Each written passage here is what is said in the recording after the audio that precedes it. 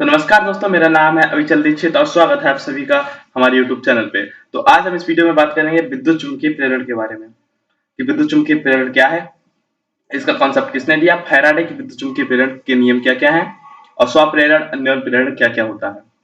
तो इसके बारे में आज हम डिस्कस करेंगे। फ्लेमिंग के दाएं हाथ का नियम भी हम आज चेक करेंगे कि क्या होता है। ठीक है, तो विद्युत चुम्बकीय प्रेरण, फैराडे ने यह खोज कि सब जब किसी वैद्युत परिपथ से गुजरने वाले चुंबकीय बल रेखाओं की संख्या अथवा चुंबकीय फ्लक्स में परिवर्तन होता है, तब परिपथ में एक विद्युत वाहक बल उत्पन्न हो जाता है। इस घटना को विद्युत चुम्बकीय प्रेरण कहते हैं।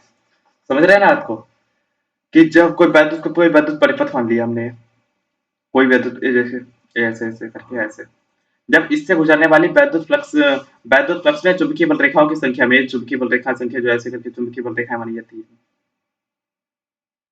इन चुंबकीय बल रेखाओं की संख्या में कोई परिवर्तन हो या फिर चुंबकीय फ्लक्स में कोई परिवर्तन हो, इनमें से किसी चीज में कोई परिवर्तन होगा तो उसमें क्या होगा, इसमें विद्युत वाहक बल उत्पन्न हो जाएगा। इस कुंडली में एक विद्युत वाहक बल उत्पन्न हो जाएगा। इस बात की खोज सबसे पहले किसने की? फैराडे ने। और इस बात को उन्होंने क्या बोला? विद्युत चुम्बकीय प्रेरण बोला उन्होंने इस बात को। तो इसी को हम फैराडे के विद्युत चुम्बकीय प्रेरण के नियम में पढ़ेंगे क्या होता है। ठीक है, तो पहला फैराडे विद्युत चुम्बकीय प्रेरण का पहला नियम, इस नियम को न्यूमैन का नियम भी कहते हैं। जब किसी परिपथ से बद्ध चुंबकीय फ्लक्स में परिवर्तन होता है, तब परिपथ में एक प्रेरित विद्युत वाहक बल उत्पन्न हो जाता है। ठीक है, तो कोई परिपथ में चुंबकीय, हमने जैसे आपको भी बना के दिखाया, इसमें चुंबकीय फ्लक्स में कोई परिवर्तन होगा, इसके चुंबकीय फ्लक्स में कोई परिवर्तन होगा तो इससे इसमें एक विद्युत वाहक बल उत्पन्न हो जाएगा। इधर से एक विद्युत वाहक बल इसमें उत्पन्न हो जाएगा। ठीक है, तो उस विद्युत वाहक बल को उत्पन्न होने की इस क्रिया को ही विद्युत चुम्बकीय प्रेरण कहते हैं। यही उनका पहला नियम है। इसे न्यूमैन का नियम भी कहते हैं। ठीक है, और ये नीचे दिया हुआ क्या है? यदि समयांतराल डेल्टा टी में चुंबकीय फ्लक्स में परिवर्तन डेल्टा फाइव वी हो, तब परिपथ में प्रेरित विद्युत वाहक बल कितना हो जाएगा? E is equal to minus delta phi V upon delta T. E क्या है? विद्युत वाहक बल है E, delta phi V upon delta T. और फाइव वी क्या है? चुंबकीय फ्लक्स में परिवर्तन। ये ऋणात्मक लिया जाएगा यहाँ पे, क्योंकि चुंबकीय फ्लक्स परिवर्तन की ऋणात्मक दर के बराबर होता है। दर के बराबर होता है, यानी कि डेल्टा टी ले लिया। यही तो दूसरा स्टेटमेंट दिया है। यह प्रेरित विद्युत वाहक बल परिवर्तन की ऋणात्मक दर के बराबर होता है। ये विद्युत फ्लक्स है, ये ऋणात्मक, इसकी ऋणात्मक दर के बराबर विद्युत वाहक बल होगा। कितना होगा विद्युत वाहक बल? इन्होंने बताया। फैराडे ने क्या बताया? फैराडे ने बताया कोई चुंबकीय फ्लक्स में अगर हम परिवर्तन करते हैं तो परिपथ में एक विद्युत वाहक बल उत्पन्न हो जाता है। कोई परिपथ है, उसके चुंबकीय फ्लक्स में परिवर्तन हो, यानी कि उसकी 5V में, ठीक है, 5V में परिवर्तन हो, चुंबकीय फ्लक्स में परिवर्तन। 5V क्या होता है? VA के, यानी कि या तो क्षेत्रफल में परिवर्तन या तो चुंबकीय क्षेत्र में परिवर्तन हो। ये बात आगे की बात है। खैर, कुल मिला के चुंबकीय फ्लक्स में परिवर्तन होना चाहिए। चुंबकीय फ्लक्स में अगर परिवर्तन होगा तो एक विद्युत वाहक बल उत्पन्न हो जाएगा। विद्युत वाहक बल क्या करेगा? उसमें प्रेरित धारा उत्पन्न हो जाएंगे, उसमें प्रेरित आवेश उत्पन्न हो जाएंगे।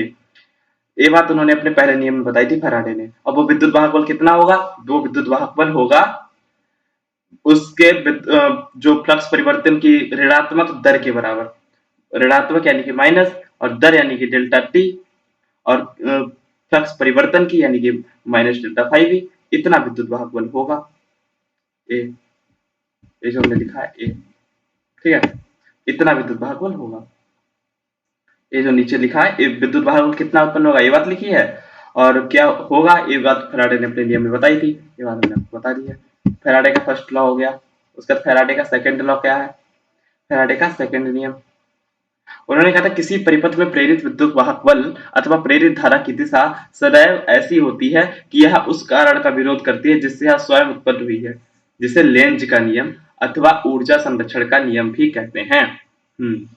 अब परिपथ में जो प्रेरित विद्युत वाहक बल उत्पन्न हुआ है अथवा प्रेरित विद्युत वाहक बल जो उत्पन्न हुआ है, उसकी दिशा क्या होगी? उसकी दिशा सदैव ऐसी होगी जो उस कारण का विरोध करेगी जिससे यह स्वयं उत्पन्न हुआ है। ठीक, यह उस कारण का विरोध करेगी जिससे स्वयं उत्पन्न हुआ। सीधा सा ऊर्जा संरक्षण के नियम को बता रहा है, लेंज का नियम। दूसरा नियम ऐसे करके ध्यान रखना है इसे में। और प्रेरित धारा की दिशा होगी क्या? इसे हम किससे ज्ञात करेंगे? फ्लेमिंग के दाएं हाथ के नियम से। तो आपने पहले तो विद्युत चुम्बकीय प्रेरण के दोनों नियम आपको पता है। एक न्यूमैन का नियम पहला बोला जाता है, दूसरा बोला जाता है लेंज का नियम। न्यूमैन के नियम में क्या था, जब किसी परिपथ के विद्युत फ्लक्स में परिवर्तन, चुंबकीय फ्लक्स में परिवर्तन होगा, तो चुंबकीय फ्लक्स में परिवर्तन होने से उसमें विद्युत वाहक बल उत्पन्न हो जाएगा। और दूसरा नियम क्या था, जो विद्युत वाहक बल अथवा प्रेरित धारा की दिशा उत्पन्न होगी, वह सदैव उस कारण का विरोध करेगी जिससे वह स्वयं उत्पन्न हुआ है। यह ऊर्जा संरक्षण का नियम है। ये दोनों नियम हो गए, ठीक है। और अब हम पढ़ेंगे फ्लेमिंग के दाएं हाथ का नियम। तो फ्लेमिंग के दाएं हाथ के नियम में ये पता लगाएंगे कि प्रेरित धारा की दिशा होगी क्या। यदि दाएं हाथ का अंगूठा और उसके पास वाली दोनों उंगलियां एक दूसरे के लंबवत रहें, इस तरह से अपना दाएं हाथ में इस तरह से हम बना देते हैं, इस तरह से आपको दिख रहा होगा ना, ये तीनों उंगलियां एक दूसरे के लंबवत हो गई हैं, ठीक है। तो एक दूसरे के लंबवत रखें, तब यदि पहली उंगली चुंबकीय क्षेत्र की दिशा, अगर एक चुंबकीय क्षेत्र की दिशा है, ठीक है, ये चुंबकीय क्षेत्र की दिशा, अंगूठा चालक के चलने की दिशा, मान लिया चालक इस दिशा में, मान लिया ऐसे करके रखते हैं, चालक इस दिशा में चल रहा है अंगूठे की दिशा में, ये पहली उंगली है हमारी, ये पहली उंगली है, ये चुंबकीय, ऐसे ऐसे चुंबकीय क्षेत्र है, इधर हमारा चालक जा रहा है, इस ऐसा चुंबकीय क्षेत्र है, इधर हमारा चालक जा रहा है, तो धारा किधर बहेगी, धारा ऊपर की ओर बहेगी, ठीक है। प्रेरित धारा की दिशा क्या होगी, ऊपर की ओर, ठीक है। इस तरह से हम पता लगाते हैं कि फ्लेमिंग के दाएं हाथ के नियम से, कि देखिए यही लिखा है, एक दाएं हाथ का नियम, दाएं हाथ का अंगूठा और उसके पास वाली दोनों उंगलियां एक दूसरे के लंबवत रखें, तो पहली उंगली चुंबकीय क्षेत्र की दिशा, अंगूठा चालक के चलने की दिशा, तथा बीच वाली उंगली चालक में प्रेरित धारा की दिशा को बताएगी। तो विद्युत चुंबकीय प्रेरण के नियम हो गए। और विद्युत चुंबकीय प्रेरण में जो प्रेरित धारा उत्पन्न होगी उसकी दिशा क्या रहेगी, ये भी हमने पता लगा लिया। उसके बाद अब हम देखते हैं, हाँ, प्रेरित धारा होगी कितनी, प्रेरित धारा वही आई बराबर ई अपन आर का सूत्र लगा दिया हमने यहाँ पे, और ई तो हमें पता ही है, ई हमने अभी, सॉरी,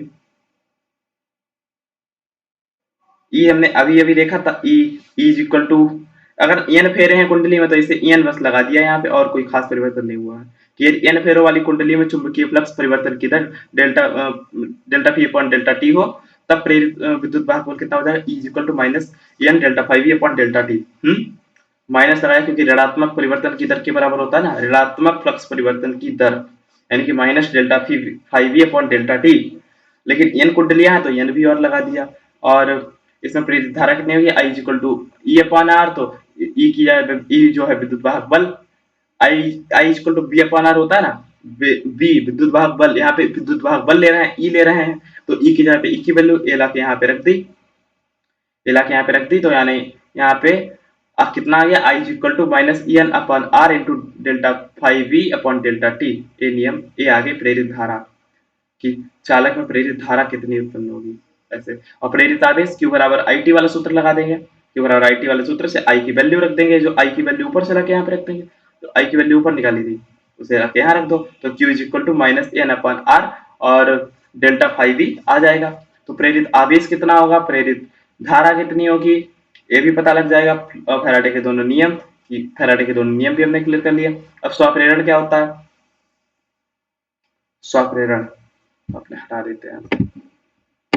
विद्युत चुंबकीय प्रेरण की उस घटना को जिसमें किसी कुंडली में प्रवाहित धारा को परिवर्तित करने से स्वयं उस कुंडली में प्रेरित धारा उत्पन्न हो जाती है।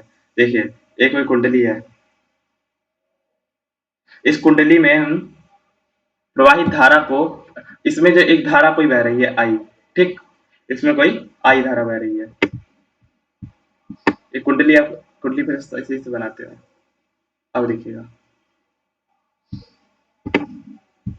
ठीक है, ये कोई कुंडली है, इसमें कोई धारा आई बह रही है, लेकिन ये धारा आई बहने के कारण प्रवाहित धारा को परिवर्तित करते हैं, आई धारा को बार बार घटा बढ़ा देते हैं, कम ज्यादा कर देते हैं, तो क्या होगा, धारा बढ़ेगी घटेगी तो फ्लक्स में परिवर्तन होगा, ठीक है।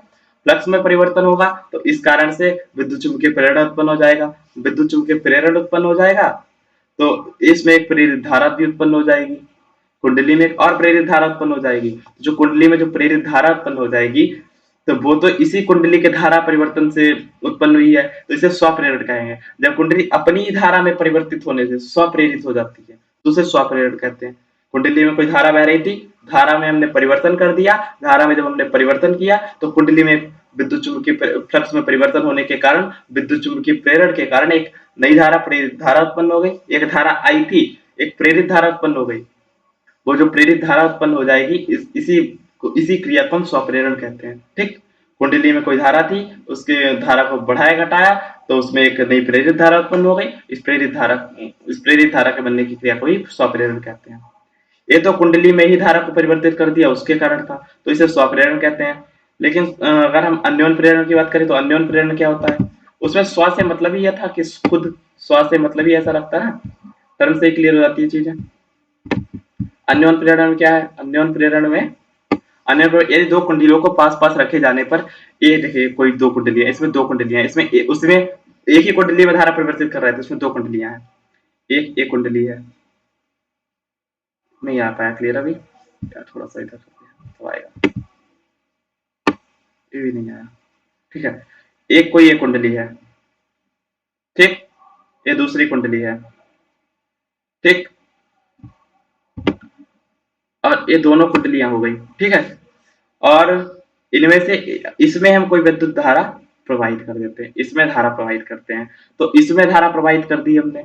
अब इसमें धारा बढ़ा घटा रहे हैं हम, इस कुंडली से कोई मतलब ही नहीं है, दूसरी वाली जो कुंडली रखी है वो रखी रहने दी, पहली वाली में जो कुंडली थी उसमें धारा बढ़ाई घटाई, तो उसमें अगर धारा बढ़ा दे, घटा दे, परिवर्तन कर दे, उसमें कोई धारा बढ़ा घटा के या धारा को बंद कर दे, धारा को बंद कर दे, तो क्या होगा? तो ये सब जो परिवर्तन करेंगे इससे दूसरी कुंडली में, इसके कारण इस कुंडली में एक प्रेरित धारा उत्पन्न हो जाएगी, इस कुंडली में एक प्रेरित धारा उत्पन्न हो जाएगी, ठीक है।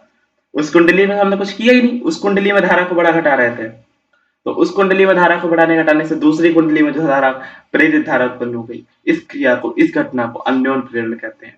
ये विद्युत चुंबकीय प्रेरण के कारण हुआ ना। तो स्वप्रेरण में क्या था? स्वप्रेरण में था कि कोई एक ही कुंडली थी, उसमें बहने वाली धारा को हम परिवर्तित करते थे, तो उसी में एक नई धारा उत्पन्न हो जाती थी, तो उसे स्वप्रेरण कहते थे। लेकिन अब एक कुंडली रखी है हमारे पास, इसमें धारा को परिवर्तित कर देते हैं, तो इसके कारण इसके पास जो दूसरी कुंडली रखी है इसमें प्रेरण उत्पन्न होता है, इसमें प्रेरित धारा उत्पन्न होती है, उसमें उसी में प्रेरित धारा उत्पन्न हो जा रही थी, इसमें दूसरी प्रेरित धारा उत्पन्न हो रही है, तो ये स्वप्रेरण था और ये अन्योन प्रेरण हो जाएगा, ठीक है। तो स्वप्रेरण और अन्योन प्रेरण का भी कॉन्सेप्ट हमारा क्लियर हो गया। और कुछ बचा है?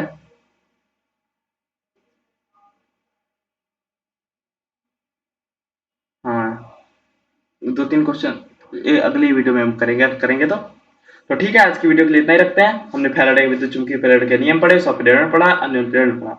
ओके, मिलते हैं नेक्स्ट वीडियो में। थैंक यू, शुक्रिया, धन्यवाद। Have a good day, see you again.